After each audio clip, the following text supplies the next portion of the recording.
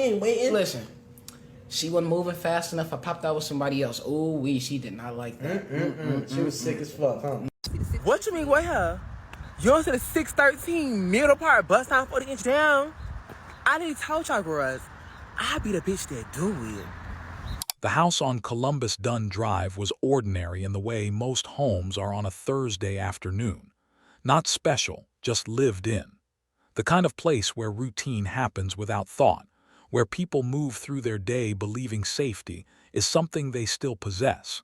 It was just after 2 in the afternoon on January 8th, 2026. Inside, an 18-year-old woman was simply existing. Kassidy Jackson. She wasn't waiting for trouble. She wasn't expecting violence. She was home with her girlfriend, her young son somewhere in another room, just another winter afternoon in Baton Rouge. Then came the knock at the door. It didn't announce itself as danger. It was just a knock, ordinary enough to answer without hesitation, without fear, without knowing that opening it would be the last choice she'd ever make. Cassidy walked to the door, turned the handle, opened it. 3 people forced their way inside. One of them was Paulasia Banks, 19 years old, armed, and consumed by rage over something so trivial it almost doesn't register as real. 90 minutes earlier, she'd been blocked on TikTok. That's it, 90 minutes of silence. 90 minutes of unanswered calls. 90 minutes between discovering she'd been cut off on social media and standing in Cassidy's kitchen with a borrowed gun, demanding answers. A fight erupted, the gun fell, Cassidy shoved her outside and slammed the door. Then Paulasia fired through it. One shot through a closed door, into Cassidy's chest. Over a TikTok block. If you're into real true crime stories that dig deep into the facts and uncover the darkness behind them, make sure you hit that subscribe button right now. Crime Case Confidential brings you new cases every single week, stories that need to be told, victims who deserve justice, and truth that can't be ignored. Meanwhile, BRPD now confirming the identity of a woman shot and killed on Columbus Dunn Drive after a domestic dispute as 18-year-old Kassidy Jackson. The suspect, 19-year-old Paulasia Banks, is in jail and charged with first-degree murder.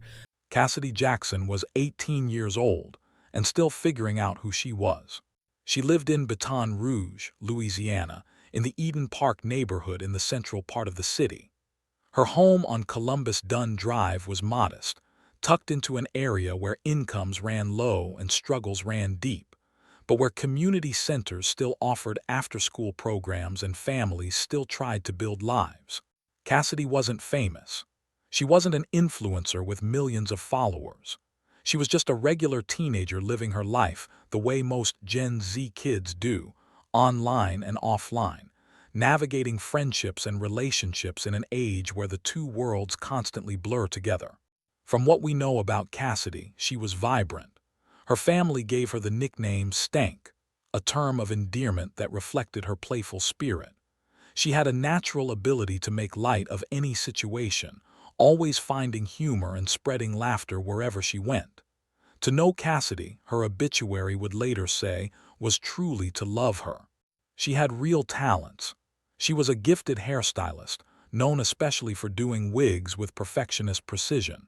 She poured her creativity into dance, performing with a group called RD3, and like most young people her age, she was active on social media, particularly TikTok, where she connected with friends and shared pieces of her life.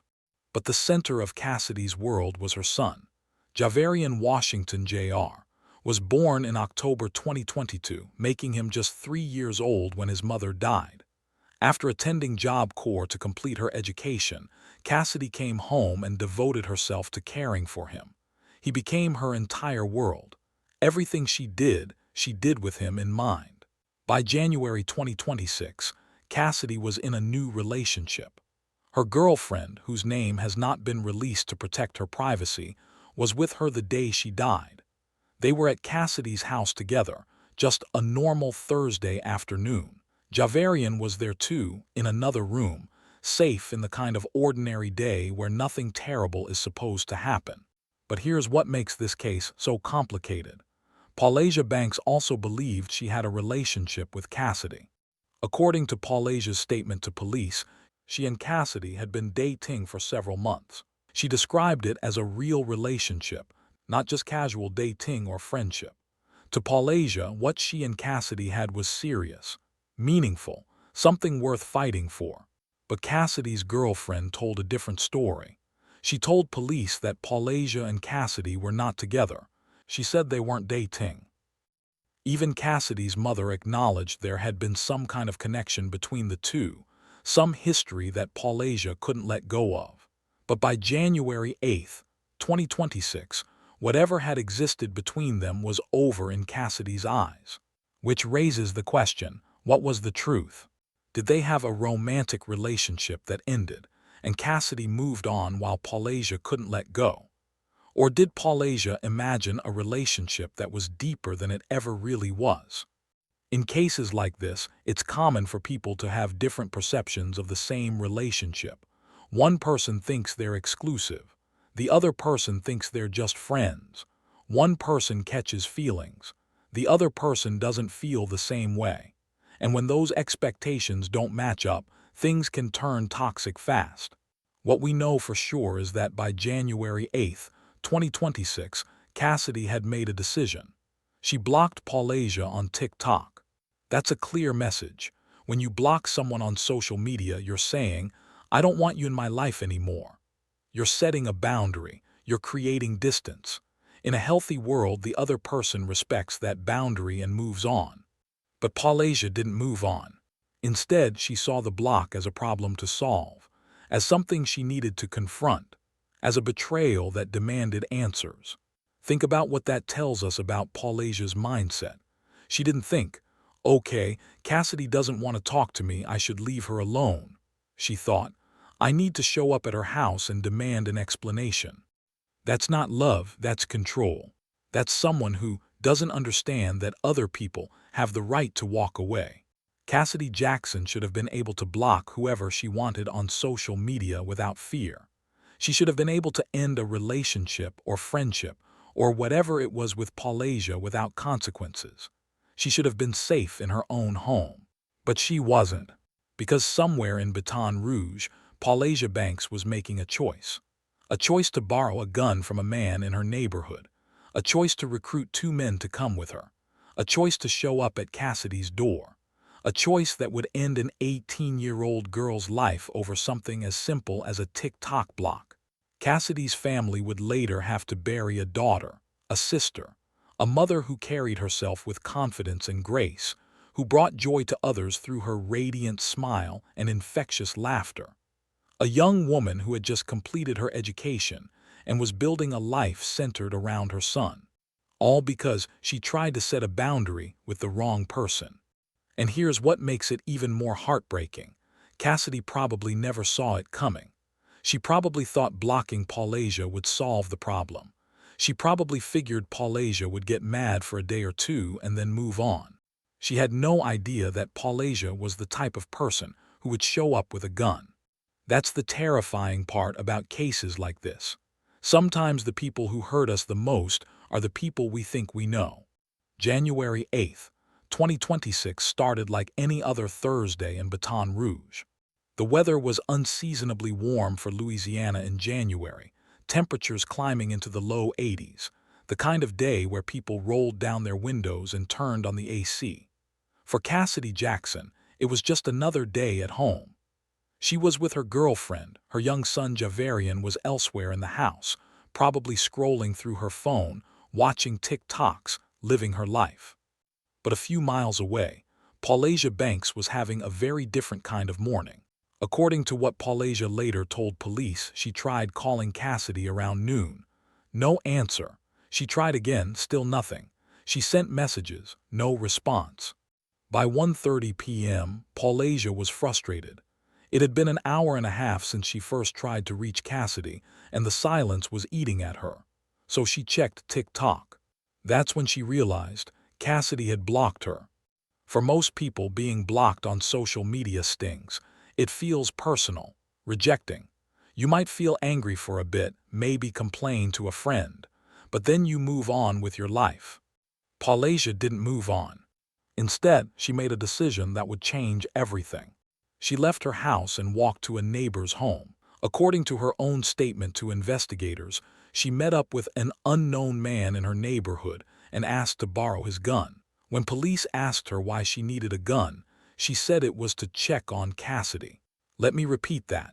She borrowed a gun to check on someone who had blocked her on social media. That's not checking on someone. That's arming yourself before a confrontation. That's planning for violence.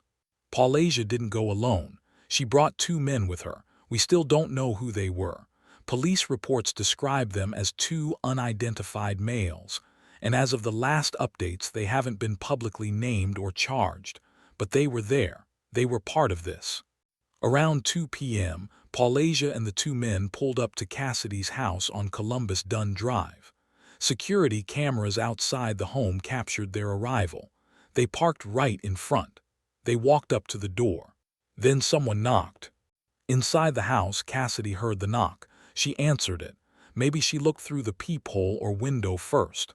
Maybe she recognized Paulasia's car. Maybe she didn't. Either way, she responded to that knock. That was her last mistake. According to the arrest affidavit, Paulasia and the 2 men forced their way inside. They didn't ask to come in. They pushed their way into Cassidy's home without permission. That's aggravated burglary right there, a serious felony in Louisiana. Once inside, a confrontation erupted in the kitchen. Cassidy's girlfriend was there, and according to witness statements, Paulasia began demanding answers, wanting to know why she hadn't heard from Cassidy between noon and 1:30, why she'd been blocked on TikTok. Think about how insane that is. Paulasia had forced her way into someone's home with a gun because she didn't get a text message for 90 minutes. Cassidy's girlfriend tried to intervene. A physical fight broke out between her and Paulasia in the kitchen. They were shouting, pushing, struggling. At some point during the fight, the gun that Paulasia had tucked in her pants fell to the kitchen floor. That should have been the end of it. The gun was on the ground. The fight could have stopped. Everyone could have walked away. But Cassidy's girlfriend saw her chance. She managed to break away from Paulasia and ran to check on the child who was in another room of the house. She wanted to make sure Javarian was safe, that he was away from the violence. And that's when things went from bad to fatal. While the girlfriend was gone, Paulasia picked up the gun from the floor. Meanwhile, Cassidy realized how dangerous the situation was. She started pushing Paulasia toward the door, trying to force her out of the house. Cassidy was fighting for her life, literally pushing this woman who had invaded her home toward the exit. And for a moment, it looked like it might work. Cassidy managed to shove Paulasia outside. She slammed the kitchen door shut, putting a barrier between herself and the woman with the gun. But doors don't stop bullets. According to Paulasia's own statement to police, she stood on the other side of that closed door and fired into the kitchen. The bullet hit Cassidy in the chest. From another part of the house, Cassidy's girlfriend heard the gunshot. She ran back and found Cassidy on the floor, bleeding, dying. Paulasia didn't call for help. She didn't try to save Cassidy. She didn't show any remorse. She and the 2 men simply got back in her vehicle and drove away, leaving an 18-year-old girl bleeding to death on her kitchen floor. Emergency services were called. Paramedics arrived and rushed Cassidy to Our Lady of the Lake Regional Medical Center, one of the best trauma centers in Louisiana. But it was too late. Cassidy Jackson died at the hospital from a gunshot wound to the chest, killed in her own home, over a TikTok block. They took my girl. That was my oldest child. On January 8th, 19-year-old Paulasia Banks allegedly shot and killed 18-year-old Kassidy Jackson at her home, opening fire through a side door. They told me that she had a fight with Cassidy's new girlfriend. Police say the shooting was domestic related. Devastika Jackson says the 2 dated for a while. Jackson says she wasn't home when everything happened. My sister called me and told me that she got shot. Jackson says her sister found Cassidy in the kitchen. Cassidy's son was also near her when it happened. She says she's still at a loss for words. My heart is shattered. I don't know really how to feel. When police identified Paulasia Banks as their suspect, they started digging into her background. She's 19 years old, a Baton Rouge resident, and here's what's striking. No prior criminal history was reported in news coverage. There were no previous arrests mentioned by police, no restraining orders that surfaced during the investigation, no documented pattern of threatening behavior. From the outside, she looked like just another teenager trying to figure out life. But what investigators discovered was someone whose entire sense of self-worth seemed tied to control, to being seen, to not being ignored. And when Cassidy blocked her on TikTok, Paulasia didn't just feel rejected, she felt erased. That's what makes this case so chilling. This wasn't someone with a long history of violence that everyone saw coming. This was someone who snapped over something most of us would consider trivial, and within roughly 2 hours went from being blocked online to showing up at someone's door with a gun. After the shooting, Paulasia didn't run. She didn't try to disappear or flee the state. Instead, later that same day, January 8th, she turned herself in to the Baton Rouge Police Department with her attorney by her side. Smart move legally, but also telling. She knew exactly what she'd done. She knew police would be coming for her. So she controlled the narrative by turning herself in first, making it look like cooperation rather than getting dragged out of her house in handcuffs. And here's where it gets interesting. Paulasia gave a full statement to investigators. She didn't stay silent. She didn't refuse to talk. She told them everything. She admitted she couldn't reach Cassidy by phone. She admitted she discovered the TikTok block. She admitted she went to a man in her neighborhood and borrowed a gun to check on Cassidy. She admitted she brought 2 men with her. She admitted they forced their way into the home. She even admitted to the fight in the kitchen, to the gun falling from her pants, to picking it back up after Cassidy's girlfriend ran to check on the child. And most critically, she admitted that she shot through the closed kitchen door after Cassidy pushed her outside. Those are Paulasia's own words, her own confession. Prosecutors didn't have to piece together a theory. They didn't have to work around a suspect who claimed innocence.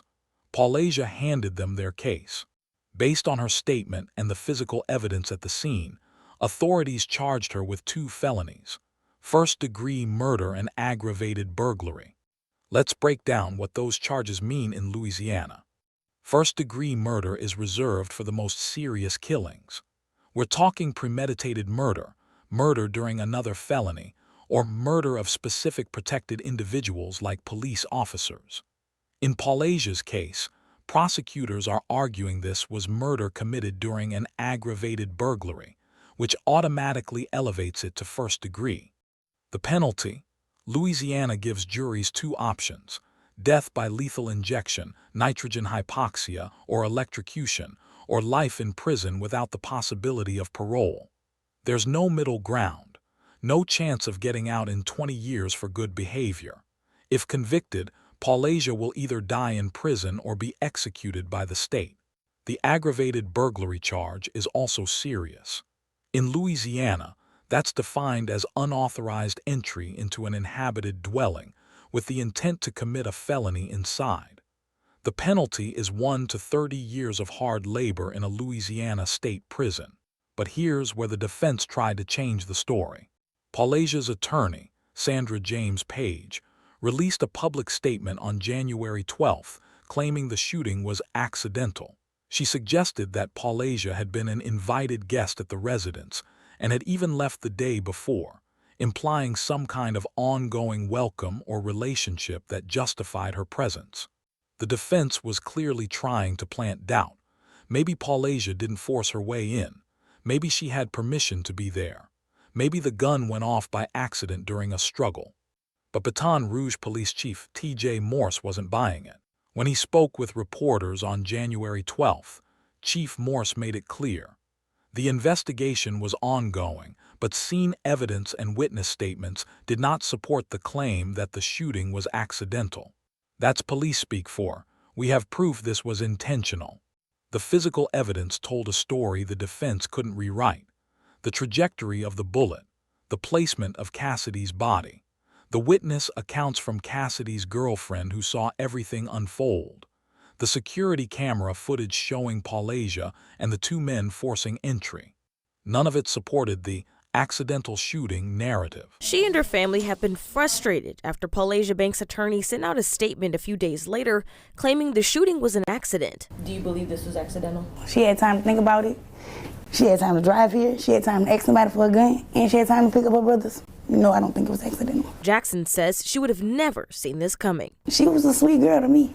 The couple times I saw her, she didn't give me no...